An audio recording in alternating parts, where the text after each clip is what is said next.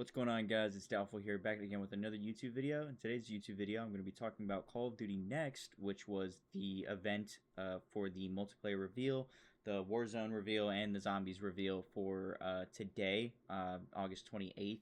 It was basically an event in Washington, D.C., where all the content creators, like the big names, like you had Tim the Tatman out there, you had Shotzi, like CDL pros out there. Basically, all the content creators, big name content creators out there playing Black Ops 6 for the very first time. I just want to give my initial thoughts. Let's start with the multiplayer. So with multiplayer, my first initial thoughts was that it was like super smooth. Like the movement was very smooth. I love the movement, the omni movement mechanics. I was watching Shotzi a lot. If you want to see, the movement being used to like the fullest potential, I highly recommend checking out his YouTube channel. He already posted like a YouTube video of him playing some multiplayer and zombies as well and stuff like that. I would highly recommend watching his gameplay. I'm gonna show bits and pieces of it on the screen as I'm talking. But the movement super smooth.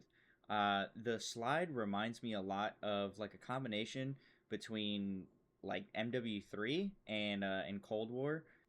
More on like the MW3 side, I would say, because like the slide is more fluid, as you can see like with all of the gameplay for today. The movement is very smooth. That's like the word that I wanna emphasize is it was very smooth, and it's gonna be very interesting to see players like Shotzi and a whole bunch of like other movement content creators and stuff like that utilize this omni movement to the greatest extent. One thing that I do want to say about the movement is it can create situations where there will be some awkward gunfights that you guys will get into for sure. We see that now.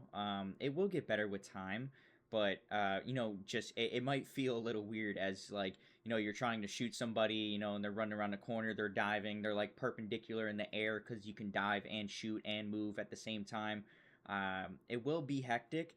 But I do enjoy a movement based Call of Duty game. I love it. I love what I've been seeing with the movement. One thing that one of my friends mentioned earlier today when we were watching it was that it's basically the closest thing that we could get to jetpacks as if it were boots on the ground. This is the most movement that we have seen in a boots on the ground Call of Duty game ever, and it's the closest thing we'll ever get to another jetpack game, unless they release another jetpack Call of Duty game. So very interesting to see more gameplay of like the movement and everything. I have no complaints about the movement. One more thing that I want to talk about is the TTK. So for the health and multiplayer, it's actually not 150 as MW3 this last Call of Duty that we were playing. In MW3 it was 150. In this game it's 100. The health is 100, so we're getting that 50% or 50 health or HP decrease. I don't really see much of a difference. I do see the TTK being a little bit too fast for my liking, but that's just nitpicking. But what I've seen is I think that Treyarch was trying to tune the guns to be like as if it were a 150 health game. Like I really don't know how to explain it. It's like it's 100 health and we're losing that 50 HP decrease, but from the gameplay it didn't really seem like a 100 health game that we see in like MW19 or MW2, where like the TTK or time to kill was extremely fast. Like you would die in like 2 bullets. You see in the gameplay that people can die in 3 bullets, which is fine. But I wish it was a little bit longer. But like I said, it's just nitpicking. That's my only really complaint with multiplayer.